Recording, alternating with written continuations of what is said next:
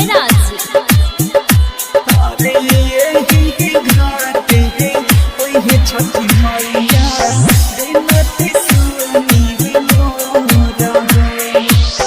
नदिया तीरे बैठती भैया करेली राज हो। नदिया तीरे बैठती भैया करेली राज हो। अरे ही घाटे ओहे छठी मैया बिनती सुनी मोर हो। अरे ही घाटे ओहे छठी मैया बिनती सुनी मोर हो।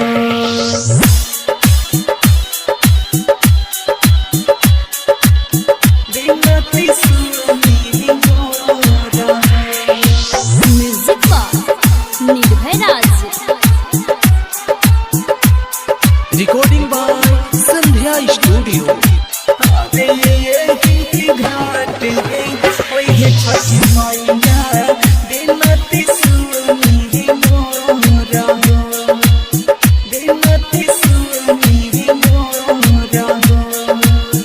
डहला सजल बहिना नारियल फल हो। फूलपति घिउआ के दिउआ सजल हो। फूलपति घिउआ के दिउआ सजल हो। डहला सजल बहिना नारियल फल हो। फूलपति घिउआ के दिउआ सजल हो। हम तो पानी अबलती भैया तू तो चारू रहो। हम तो पानी अबलती भैया तू तो चारू रहो।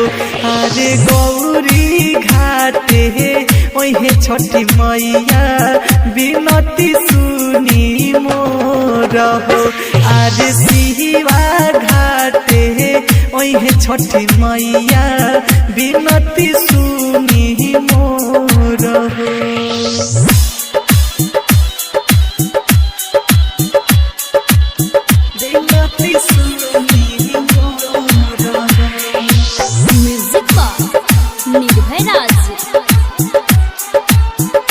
Recording by Sandhya studio.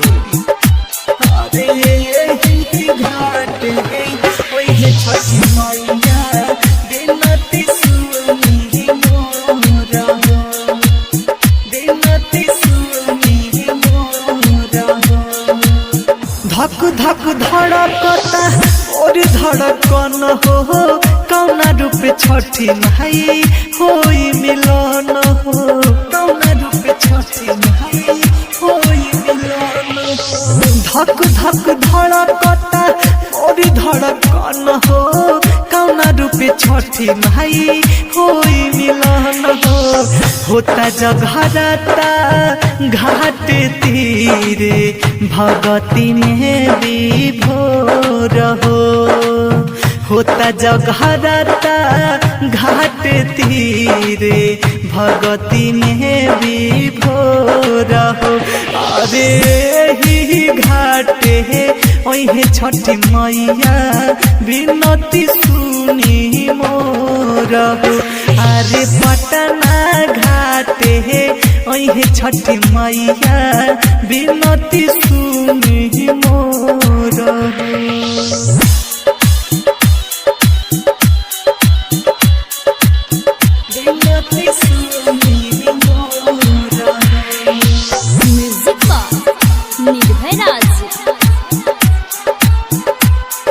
Recording by Sandhya studio.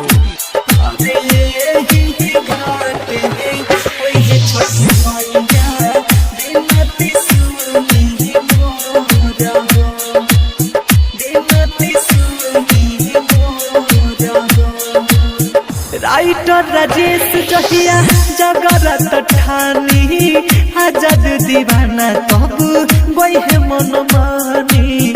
आजाद दीवाना तब बहे मन मानी।